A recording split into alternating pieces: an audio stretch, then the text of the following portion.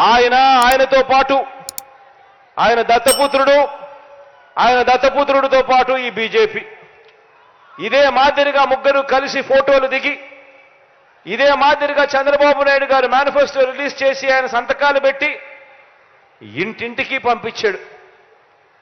ఒక్కటంటే ఒక్కటైనా కూడా చేశాడా అని అడుగుతా ఉన్నాం మిమ్మల్ని అందరినీ. రెండు చేతులు ఇలా పైకెత్తాల, ఇలా ఇలా ఇలా ఇలా ఇలా ఇలా ఇలా ఇలా ఇలా ఇలా ఇలా ఇలా ఇలా ఇలా. మరి నేను మిమ్మల్ని అందరినీ అడిగేది ఒక్కటే, ఇంతటి దారుణంగా మోసం చేస్తా ఉన్న ఈ వ్యక్తులకు, ఇంతటి అన్యాయంగా మోసం చేస్తా ఉన్న ఈ వ్యక్తులకు, ఇలాంటి వ్యక్తులకు మనం మళ్ళీ వచ్చే ఎన్నికల్లో మళ్ళీ మనల్ని మోసం చేస్తూ, మళ్ళీ రంగురంగుల మేనిఫెస్టో అని చెప్పి పేర్లు చెబుతూ, మళ్ళీ మోసం చేసేందుకు ప్రతి ఇంటికి కూడా కేజీ బంగారం ఇస్తామని చెబుతూ, మళ్ళీ మోసం చేసేందుకు ప్రతి ఇంటికి బెంజ్ కారు కొనిస్తామని వాళ్ళు చెబుతూ, మళ్ళీ ఇలాంటి మోసాలన్నీ చేస్తూ, మళ్ళీ రంగురంగుల మేనిఫెస్టో వీళ్ళు ఇస్తే, ఇలాంటి మోసాలను నమ్మడం ధర్మమేనా, న్యాయమేనా అని అడుగుతా ఉన్నా. నేను ఆలోచన చేయమని అడుగుతా ఉన్నా. మీ బిడ్డకు చంద్రబాబు నాయుడు గారి ప్రభుత్వానికి తేడా గమనించమని అడుగుతా ఉన్నా. మీ బిడ్డ ఒకవైపున మేనిఫెస్టో అనేది చెబితే, 2019లో ఒక మేనిఫెస్టో అని చెప్పి రిలీజ్ చేస్తే, ఆ మేనిఫెస్టోను ఒక బైబిల్గా, ఒక భగవద్గీతగా, ఒక ఖురాన్గా భావిస్తూ ఏకంగా 99% హామీలు అమలు చేసి మీ దగ్గరికి వచ్చి మళ్ళీ మీ ఆశీస్సులు అడుగుతా ఉన్న మీ బిడ్డ ఒకవైపున ఉంటే, మరోవైపున పచ్చి మోసగాళ్ళు, పచ్చి దగాకోర్లు, పచ్చి మాయా మాంత్రికులు మరోవైపున ఉండి యుద్ధం జరుగుతూ ఉంది. ఆలోచన చేయమని అడుగుతా ఉన్నా. ఈ యుద్ధంలో మీ బిడ్డకు మోసం చేయడం చేత కాదు, మీ బిడ్డకు అబద్ధాలు చెప్పడం అంతకన్నా చేత కాదు. మీ బిడ్డ మిమ్మల్ని అందరినీ కూడా కోరేది ఒకటి, రాబోయే రోజుల్లో ఇలాంటి అబద్ధాలు, ఇలాంటి మోసాలు ఇంకా ఎక్కువ వింటాం, ఇంకా ఎక్కువ చెప్తారు. బహుశా మీ బిడ్డ ఇచ్చే మేనిఫెస్టో కన్నా ఇంకా రంగురంగులుగా వాళ్ళు మేనిఫెస్టో కూడా ఇస్తారు. కానీ మిమ్మల్ని అందరినీ కూడా ఒకటే నేను చెప్తా ఉన్నా, మీ ఇంట్లో మీకు మంచి జరిగిందా లేదా అన్నది మాత్రమే కొలమానంగా తీసుకోండి. మీ బిడ్డ ప్రభుత్వంలో మీ ఇంటికి మంచి జరిగి ఉంటే మాత్రం మీరే మీ బిడ్డకు సైనికుల్లా, స్టార్ క్యాంపెయినర్లుగా ముందుకు రండి అని చెప్పి మిమ్మల్ని అందరినీ కూడా పిలుపునిస్తా ఉన్నా. మోసం చేసిన వాళ్లకు, అబద్ధాలు చెప్పే వాళ్లకు గట్టి గుణపాఠం చెప్పే కార్యక్రమం ఒక్క నా అక్క చెల్లెమ్మల కుటుంబాలు మాత్రమే చేయగలుగుతాయి.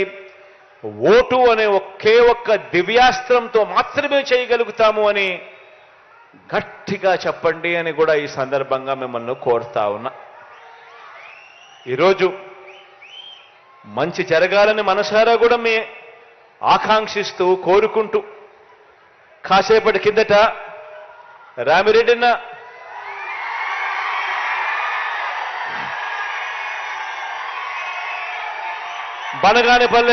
బనగానపల్లెకు అవుకు రిజర్వాయర్ నుంచి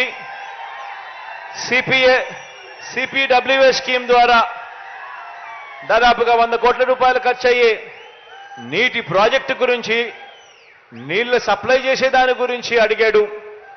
ఇది నేను చెప్తా ఉన్నాను, ఇది ఖచ్చితంగా చేసి తీరుతాము అని కూడా ఈ సందర్భంగా చెప్తా ఉన్నా.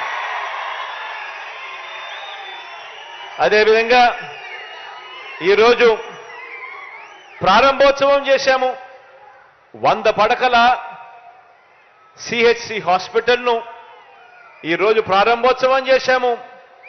ఇందులో 23 మంది డాక్టర్లు మనకు అందుబాటులోకి వచ్చే కార్యక్రమం జరిగింది. దీనివల్ల పారామెడికల్ స్టాఫ్తో కూడా కలుపుకుంటే దాదాపుగా 100 మందికి పైగా ఈరోజు అందుబాటులో స్టాఫ్ కూడా మనకు హాస్పిటల్లో ఉండి మన చెయ్యి పట్టుకుని నడిపిస్తూ మనకు తోడుగా, అండగా నిలబడే కార్యక్రమానికి కూడా ఈరోజు ప్రారంభోత్సవం కూడా జరిగిందని కూడా సంతోషంగా కూడా తెలియజేస్తూ దేవుడు చల్లని దీవెనలు ఉండాలని, మీ అందరికీ ఇంకా మంచి చేసే అవకాశం దేవుడి దయ వల్ల రావాలని మనసారా కూడా ఆకాంక్షిస్తూ ఇక బటన్ నొక్కే కార్యక్రమానికి శ్రీకారం చుడతా ఉన్నా.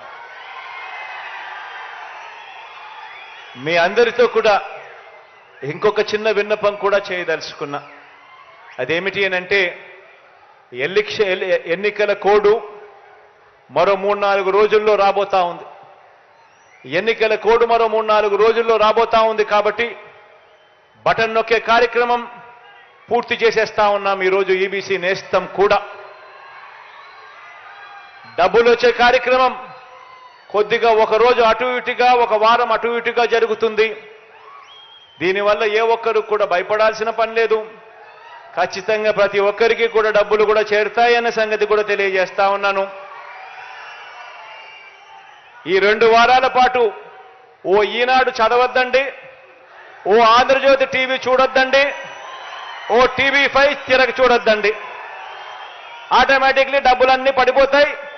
ఆ తర్వాత ఏం చూసినా మీరు పర్వాలేదు.